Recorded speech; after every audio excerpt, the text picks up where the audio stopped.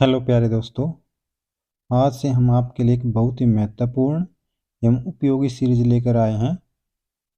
इस सीरीज से हम बाल मनोविज्ञान, शिक्षा मनोविज्ञान, व्यवहारात्मक विज्ञान को हम संक्षेप में पढ़ेंगे। ये पढ़ने के बाद आपको जो पेडागोजी से संबंधित जो भय है वो एकदम खत्म हो जाएगा और आप एग्जाम में 1 सेकंड में क्वेश्चन कर पाएंगे। इस थ्योरी से आप UP TET, REET, C TET, H TET कोई भी पात्रता परीक्षा हो उसको आप क्लियर कर पाएंगे और यहाँ तक भी नीट को भी आप आसानी से क्लियर कर लेंगे। ठीक है, तो आइए शुरू करते हैं आज की पहली यूनिट हमारी सीरीज की, शिक्षा मनोविज्ञान, अर्थ, प्रकृति, क्षेत्र एवं भूमिका। ठीक है, हम अब संक्षेप में इस थ्योरी को पढ़ेंगे। इसमें हम शुरू से लेकर अंत तक जितनी भी यूनिट आती हैं, जिसमें बाल मनोविज्ञान, शिक्षा मनोविज्ञान और व्यवहारात्मक विज्ञान है ना, इससे संबंधित जो भी हम उसको हम थ्योरी में संक्षेप में पढ़ेंगे। ठीक है, आइए शुरू करते हैं पहली यूनिट, शिक्षा मनोविज्ञान, अर्थ, प्रकृति, क्षेत्र एवं भूमिका। और अगर अभी तक आपने हमारे चैनल को सब्सक्राइब नहीं किया है तो चैनल को सब्सक्राइब अवश्य कर लें। चलो आइए करते हैं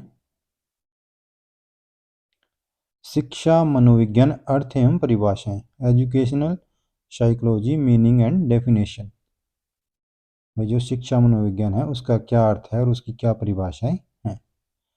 मनोविज्ञान को व्यवहार के विज्ञान के रूप में परिभाषित किया जाता है। जो मनोविज्ञान है उसको व्यवहार के विज्ञान के रूप में परिभाषित किया जाता है। ठीक है, जो आपका पेडागोजी है या मनोविज्ञान है उसको किसके रूप में परिभाषित किया जाता है, उसको किया जाता है व्यवहार के विज्ञान के रूप में। एक स्वतंत्र विषय के रूप में इसका अध्ययन अब विद्यालयों और महाविद्यालयों में भी जोर पकड़ता जा रहा है। ठीक है, जो अभी क्रेज चल रहा है ना मनोविज्ञान का, ऐसा क्रेज पहले नहीं था। ठीक है, अब तो हमारे स्कूल में, हमारे महाविद्यालयों में, हर जगह मनोविज्ञान का प्रयोग हो रहा है और अब इसका व्यवहारिक रूप में प्रयोग जीवन के विविध क्षेत्रों में भली भांति किया जाने लगा है। और ये जो प्रयोग है वो कुछ सालों से ही शुरू हुआ है, उससे पहले हम इसका उपयोग कम ही करते थे।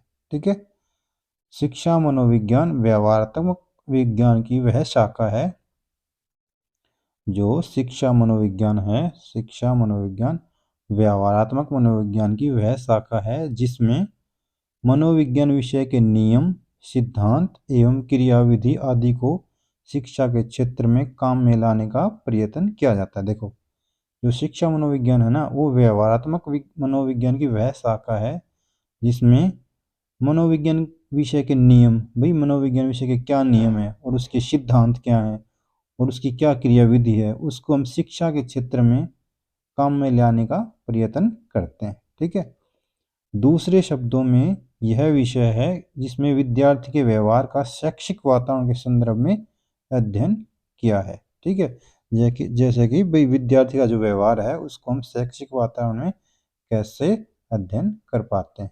ठीक है, ये संभव किससे हो पाया है, ये शिक्षा मनोविज्ञान से। आगे है शिक्षा मनोविज्ञान का अर्थ एवं परिभाषाएं। अब शिक्षा मनोविज्ञान के अर्थ को हम समझेंगे और उसकी परिभाषाएं जो अलग अलग जो वो थे ना साइकोलॉजिस्ट, उन्होंने जो दी थी वो उसकी हम परिभाषाएं भी देखेंगे। पहला है आपका स्किनर। स्किनर ने क्या कहा, स्किनर ने कहा शिक्षा जो मनोविज्ञान है, शिक्षा मनोविज्ञान मनोविज्ञान की वह शाखा है जो शिक्षण एवं सीखने से संबंधित है। स्किनर महोदय ने यह बताया कि जो शिक्षा मनोविज्ञान है वो मनोविज्ञान की वह ब्रांच है जो एक तो शिक्षण और दूसरा सीखने से संबंधित है। शिक्षण की यानी कि जो शिक्षक जो करवाता है ना क्लास में, वो तो हो गया शिक्षण, और जो बच्चे सीख रहे हैं वो हो गया उसका सीखने से, इन दोनों से ये संबंधित है। ठीक है, education psychology is that branch of psychology which deal with teaching and learning. ठीक है, ये दोनों के बीच डील के जो बीच का मध्यस्थ जो रास्ता है ना वो शिक्षा मनोविज्ञान से ही होकर गुजरता, जो कि आपका सीखना और शिक्षण, शिक्षण शिक्षक करवा रहा है और सीख बच्चे रहे, इन दोनों के बीच में जो ब्रिज का कार्य कर रहा है ना, वो क्या कर रहा है, शिक्षा मनोविज्ञान। क्योंकि शिक्षा मनोविज्ञान से हम सीख पाते हैं बच्चा कैसे सीखता है, कैसे हर चीज़ को कैसे गेन कर रहा है, या फिर उसका मूल्यांकन, कितना सीखा कितना नहीं सीखा है। ठीक है, ये सारी चीज़ें हम शिक्षा मनोविज्ञान से ही जान पाए हैं। तो आइए आगे करते हैं। दूसरी परिभाषा है आपकी क्रो एम क्रो की। इन्होंने क्या कहा, क्रो एम क्रो ने कहा, शिक्षा मनोविज्ञान व्यक्ति के जन्म से लेकर वृद्धावस्था तक के सीखने संबंधी अनुभवों का वर्णन और व्याख्या करता है। क्रो एम क्रो ने बताया कि जो शिक्षा मनोविज्ञान है वह व्यक्ति के, जब व्यक्ति जन्म लेता है ना, और उस जब वृद्धावस्था तक पहुंच जाता है, उस बीच में जो भी उसमें अनुभव परिवर्तन हुए हैं, या जो भी उसने सीखा है, या जो भी मतलब जन्म से लेकर वृद्धावस्था तक, उन सभी का जो वर्णन और व्याख्या करता है ना, वो बाल मनोविज्ञान, शिक्षा मनोविज्ञान करता है। ठीक है, educational psychology describe and explain the learning experience of individual from birth through old age, यानी कि जन्म से लेकर उसकी वृद्धावस्था तक जो भी अनुभव हुए हैं ना, उसको, उनकी व्याख्या कौन करता है, वो करता है शिक्षा मनोविज्ञान। ये बताइए आपकी डेफिनेशन क्रो एम क्रो ने। ठीक है, आगे करते हैं। उपरोक्त दोनों परिभाषाएं इस बात पर बल देती हैं कि शिक्षा की प्रक्रिया में सीखने और सिखाने का एक विशेष स्थान है। जो ये दोनों परिभाषाएं हैं ना, ये इस बात पर बल दे रहे हैं कि जो शिक्षा में शिक्षा की प्रक्रिया में एक तो सीखने और दूसरा सिखाने का एक विशेष स्थान है। यानी कि सीख तो बच्चे रहे हैं और सिखा शिक्षक रहे हैं, और शिक्षार्थी इस प्रक्रिया की एक महत्वपूर्ण कड़ी है। हाँ बिल्कुल है, जो सारा जो तामझाम है, जो जितना भी हम ढांचा बना रहे हैं, वो किसके लिए बना रहे हैं, हम शिक्षार्थी के लिए बना रहे हैं। तो इसलिए इसकी एक महत्वपूर्ण कड़ी क्या है, वो है शिक्षार्थी। ठीक है, अतः शिक्षा मनोविज्ञान को शैक्षणिक पृष्ठभूमि में, अतः शिक्षा मनोविज्ञान को शैक्षणिक पृष्ठभूमि में शिक्षार्थी के अनुभवों और व्यवहारों को अध्ययन करने का साधन बताना उचित ही ठहरता है। ठीक है, जो शिक्षा मनोविज्ञान है उसको शैक्षणिक पृष्ठभूमि में शिक्षार्थी के अनुभवों और व्यवहारों को अध्ययन करने का साधन, यानी किस साधन से हम ये सही कर पा रहे हैं, जिसमें शिक्षार्थी के अनुभव शामिल होते हैं और उसकी शैक्षणिक पृष्ठभूमि, और ये किससे संभव हो पाया, ये हो पाया आपका शैक्षिक मनोविज्ञान से। ठीक है, शैक्षणिक मनोविज्ञान से। आगे है शिक्षा और मनोविज्ञान, यानी कि एजुकेशन एंड एजुकेशनल साइकोलॉजी। इसमें क्या बताया है, देखो, शिक्षा और मनोविज्ञान।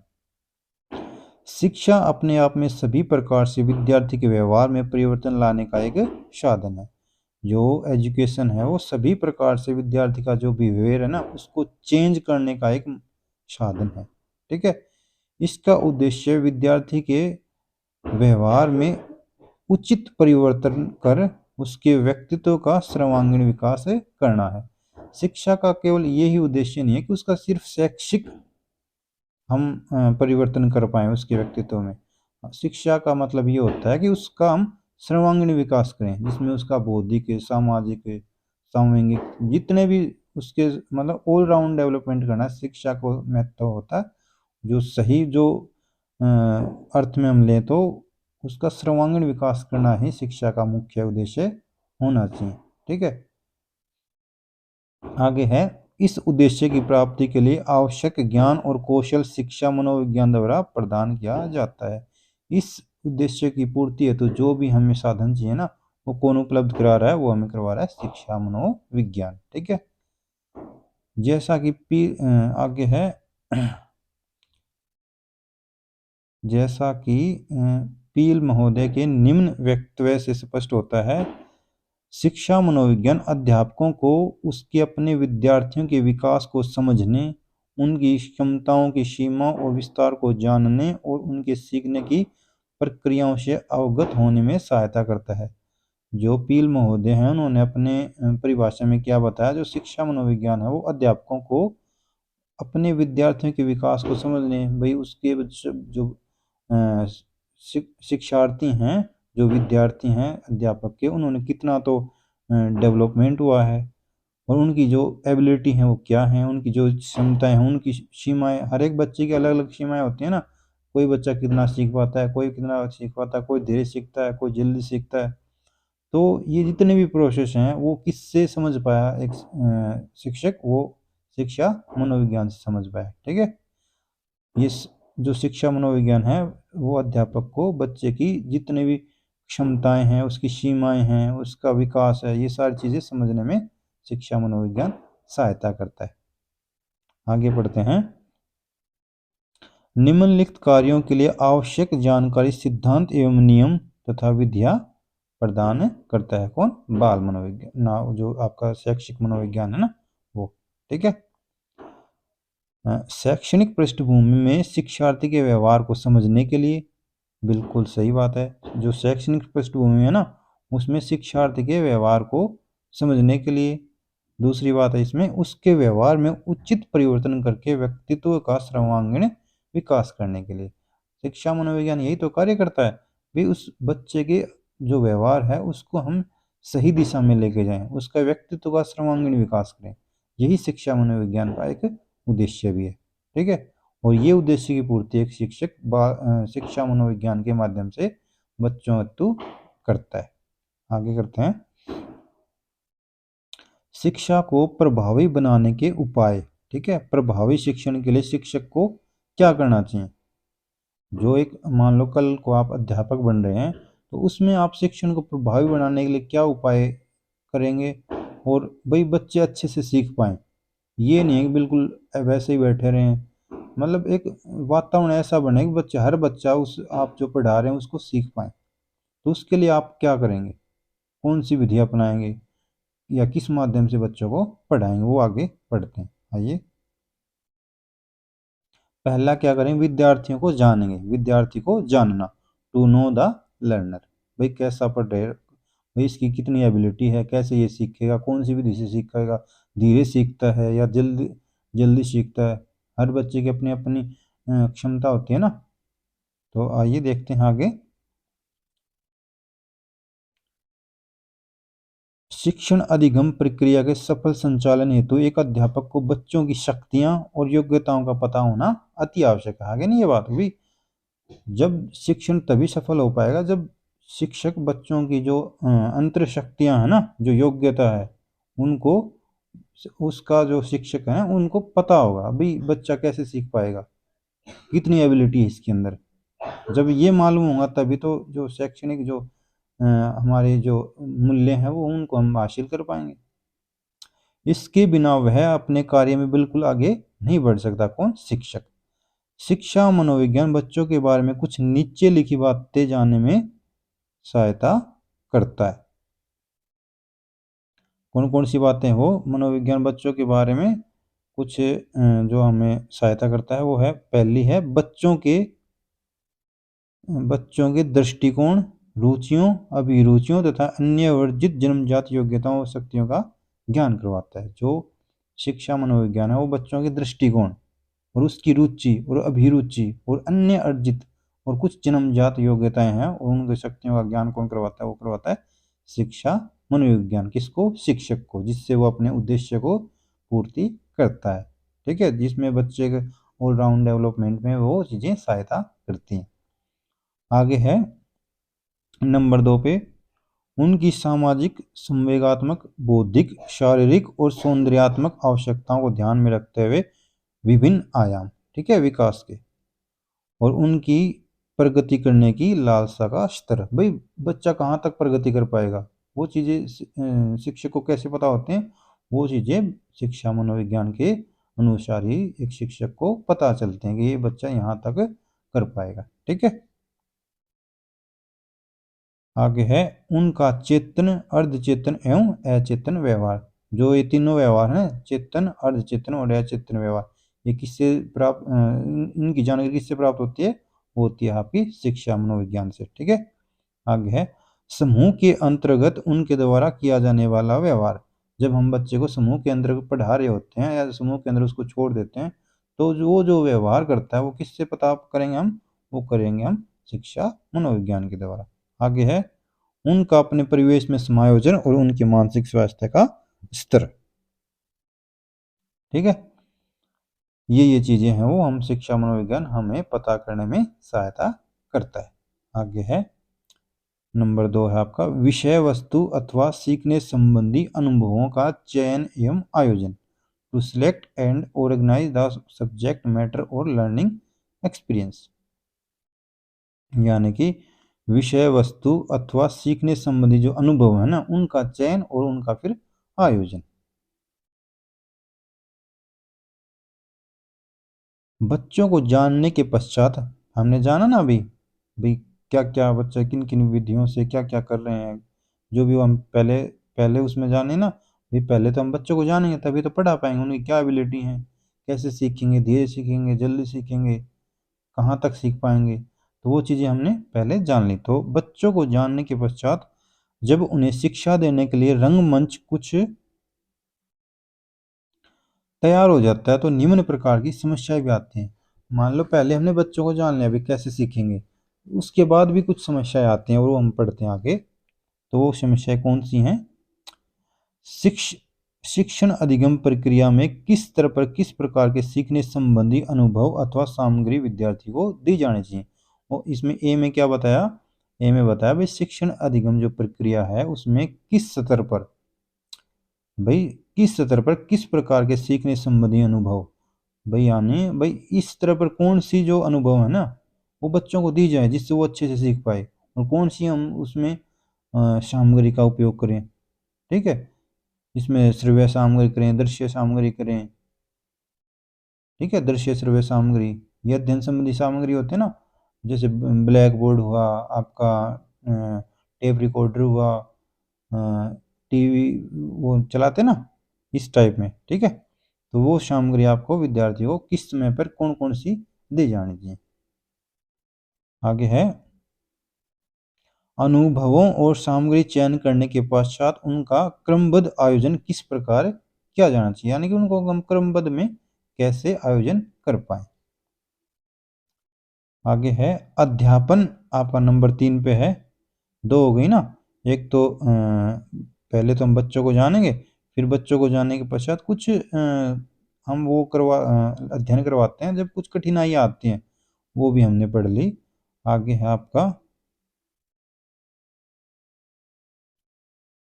आगे है अध्यापन एवं सीखने की कला और तकनीक। ठीक है, अध्यापन एवं सीखने की कला और तकनीक, to suggest art and technique of learning as well। देखो ये शिक्षक पढ़ा रहा है,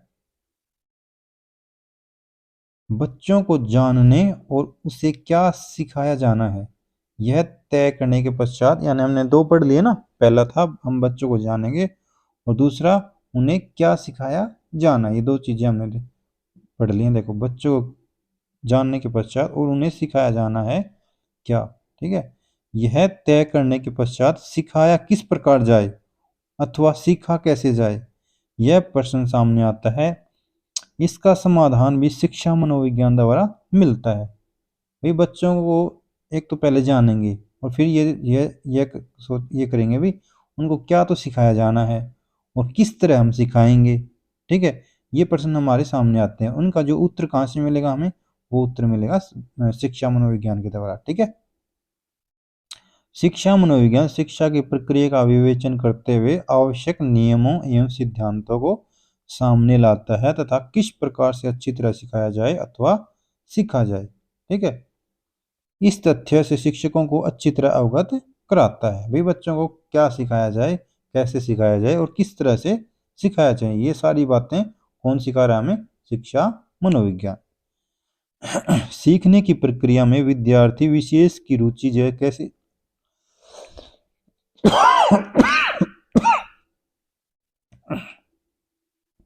कैसे जागृत की जा सकती है तथा उसके ध्यान को कैसे केंद्रित किया जा सकता है, भाई कैसी अध्ययन सामग्री का हम प्रयोग करें जिससे कि बच्चे का जो ध्यान है वो केंद्रित रहे।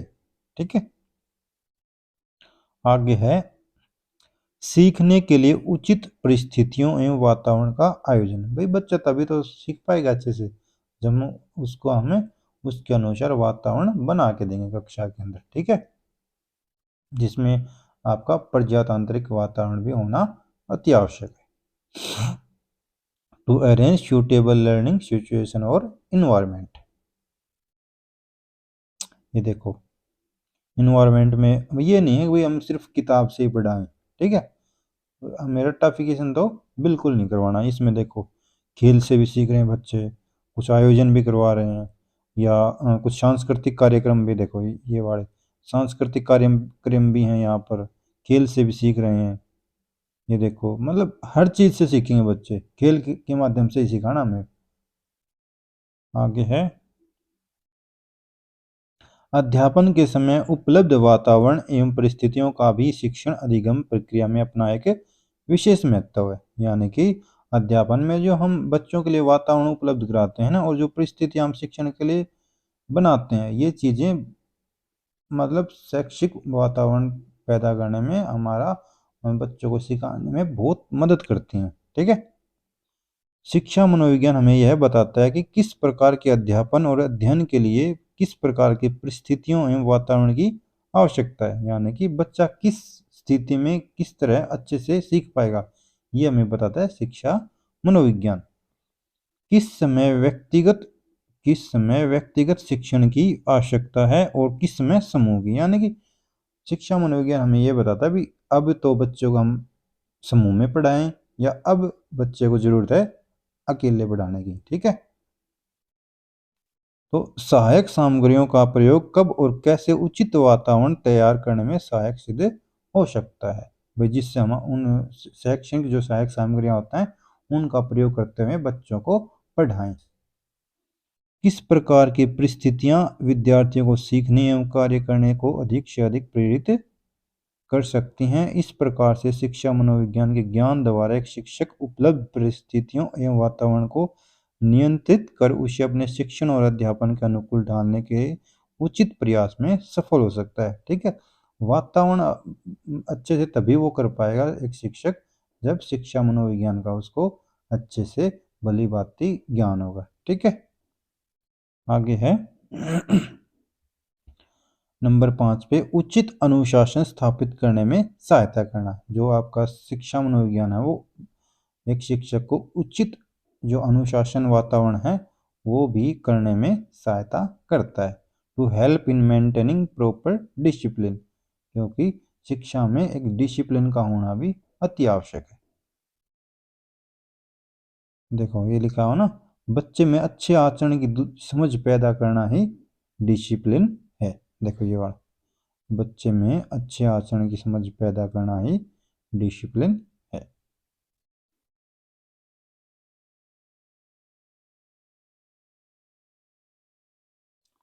शिक्षा मनोविज्ञान अध्यापक की रचनात्मक अनुशासन स्थापित सहायता करता है। जो शिक्षा मनोविज्ञान है अध्यापक की रचनात्मक अनुशासन स्थापित करने में सहायता करता है। वो अनुशासन नहीं होता जो बिल्कुल एक बच्चे के ऊपर हम एकात्मक अधिकार व्यक्त कर दें, जिसमें बच्चा अपने आप को भयभीत महसूस करने लगे, ठीक है।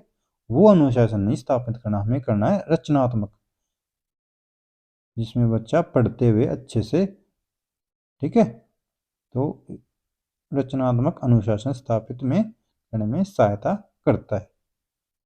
अनुशासन संबंधी समस्याएं मूल रूप से व्यवहार संबंधी समस्या ही होती हैं। जो अनुशासन संबंधी समस्या होती है वो व्यवहारात्मक होती हैं, ठीक है, जो कि विद्यार्थियों के असंतुलित व्यवहार एवं टूटते करने में बहुत अध्यापक संबंधों के कारण उत्पन्न होती हैं। जो बच्चे और अध्यापक के बीच में जो संबंध होते हैं ना, उनके बीच में जो गैप आ जाता है वही उसका जिम्मेदार होता है जो अनुशासन नहीं हो पाता, ठीक है। अतः हमें विद्यार्थियों को निकट से जानने में बहुत सहायता कर सकता है। उनकी आवश्यकताओं, व्यवहार और क्षमताओं से यह हमें परिचित कराता है। आपसी व्यवहार को ठीक रूप देने में भी इससे हमें बहुत ही सहायता मिलती है, जिससे शिष्य और शिक्षक के बीच संबंधों में पर्याप्त मधुरता लाई जा सकती है और रचनात्मक अनुशासन बनाया रखा जा सकता है।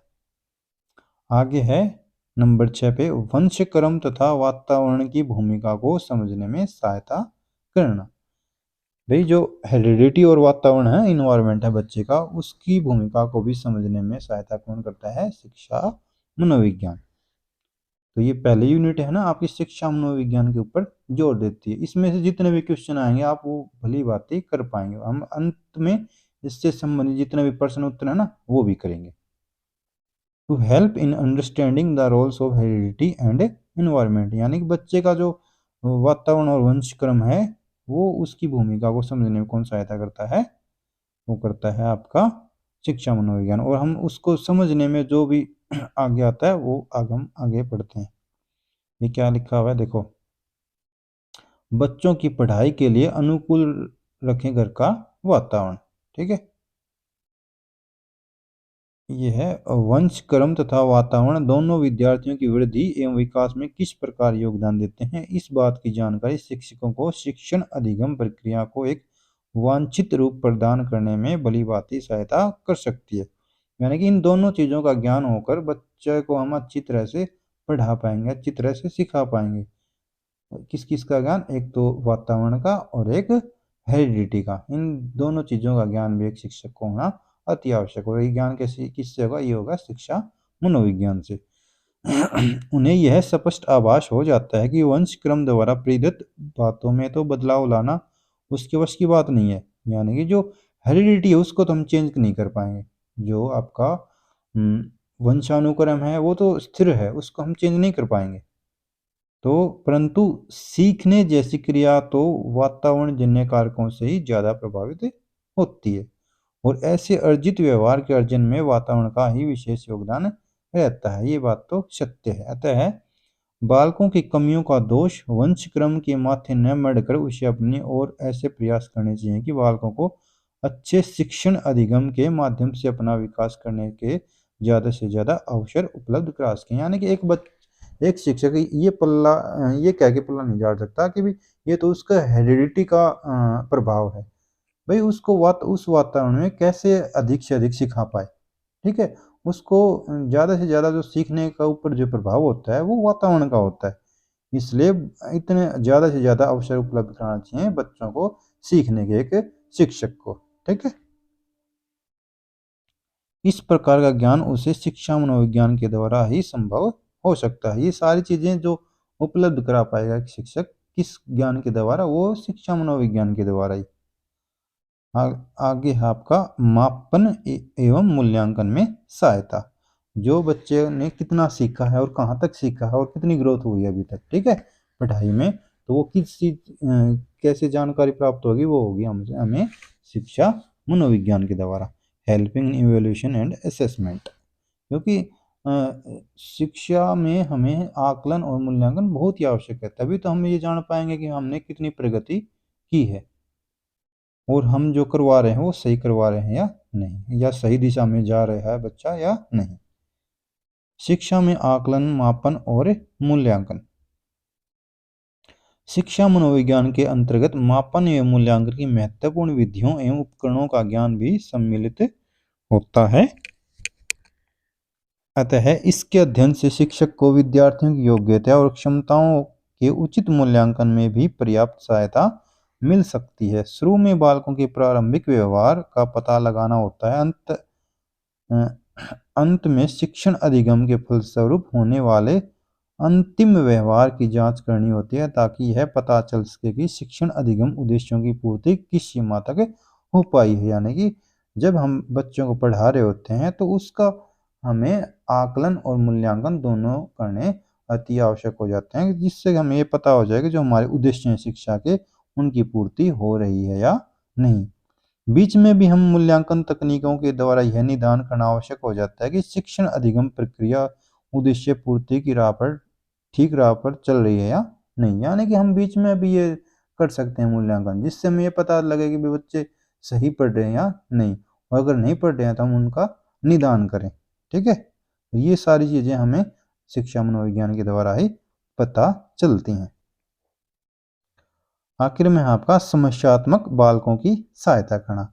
जो समस्यात्मक बालक कोई भी हो सकता है, आपका विशिष्ट बच्चा भी हो सकता है, जिसमें हम प्रतिभाशाली भी कहते हैं, जिसमें आपका कम बुद्धि वाला भी बच्चा हो सकता है, या हम एक अम, मतलब इसमें बहुत सारे बच्चे आते हैं जिसमें प्रॉब्लम चाइल्ड में आते हैं। आपका कौन कौन से आते हैं, देखो, कुछ बच्चे अति साधारण होते हैं, वे या तो पढ़ाई में पिछड़े हुए होते हैं अथवा अपनी अधिक मेधावी शक्ति के कारण उन्हें कक्षा में अन्य बच्चों के साथ तथा कभी कभी अध्यापकों के साथ अपनी पटरी बिठाने में कठिनाई होती है।